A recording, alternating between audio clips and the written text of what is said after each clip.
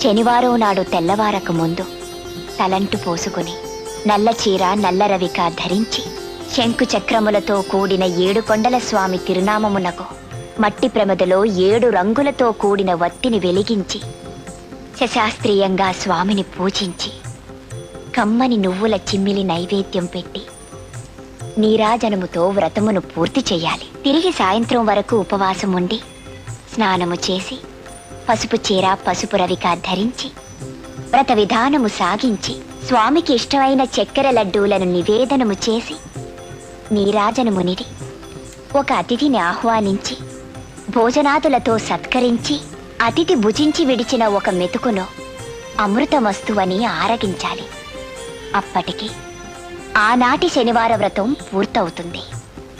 ఈ విధంగా 7 శనివారములు వ్రతమును చేసినచో ఉద్దేశించిన సత్ఫలమును పొందగలరు.